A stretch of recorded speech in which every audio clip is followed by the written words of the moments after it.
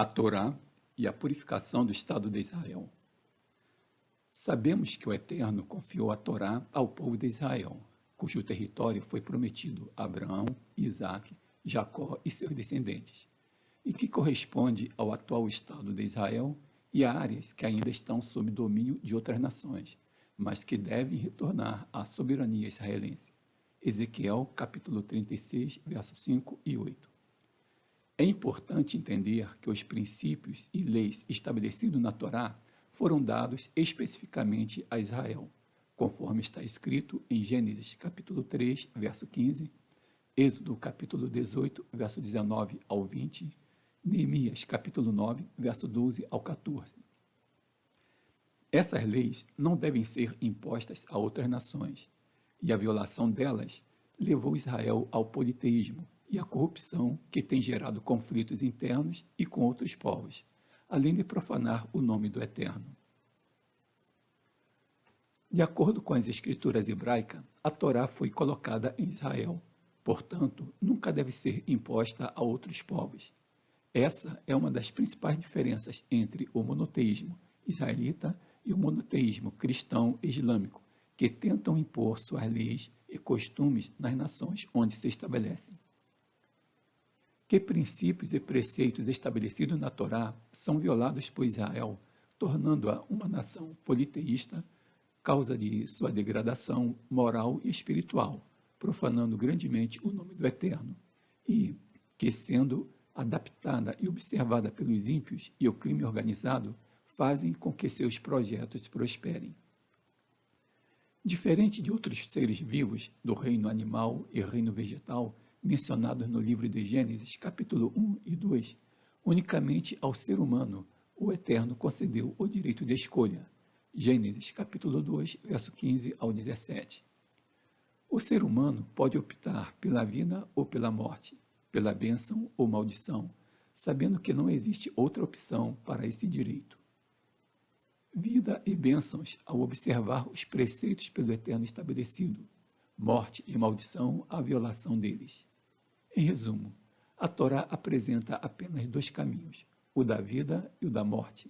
Cabe a cada indivíduo decidir qual deles irá seguir. A nação de Israel, abolindo o monoteísmo teocrático e adotando o politeísmo, deixou de seguir várias leis da Torá para não criar conflitos com outras nações e assim obter seu apoio. No entanto, essas violações causaram e continuam causando graves consequências para toda a nação. Por outro lado, o politeísmo, que é comum na cultura ocidental, uma cultura que, mesmo rejeitando a Torá, adapta alguns de seus ensinamentos para beneficiar aqueles que desrespeitam as leis, fazendo com que seus projetos se desenvolvam, como poderemos ver a seguir. No livro de Gênesis, capítulo 9, versos 5 e 6, e Números, capítulo 35, verso 10 ao 31, o Eterno estabeleceu que a penalidade do homicida é a morte, sem nenhuma opção de misericórdia, caso este tenha sido intencional. E justamente pela violação desse preceito, Israel sofre com atentados e sequestro de seus cidadãos e instituições dentro e fora de seu território.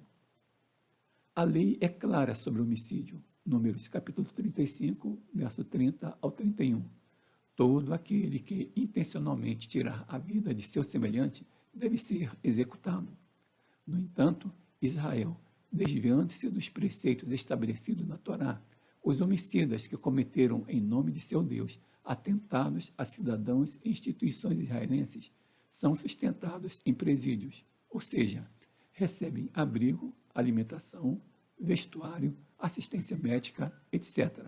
E, por fim, Israel ainda se submete à vontade dos líderes desses movimentos, libertando centenas de homicidas em troca de um ou mais cidadãos sequestrados, mesmo que já estejam mortos, pondo em risco agora toda a nação para novos atentados que, mesmo pelos mesmos indivíduos que foram libertados, como se deu com Yahya Sinwar, que após ser liberto se tornou líder do Hamas e responsável por milhares de vítimas do povo judeu.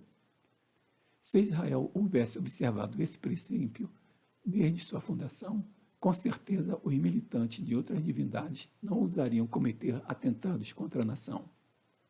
Agora, os ímpios e o crime organizado prosperam em seus negócios, pois adaptaram e aplicam o direito de escolha estabelecido pela Torá, ou seja, vida ou morte, em relação às normas por eles estabelecidas em seus negócios.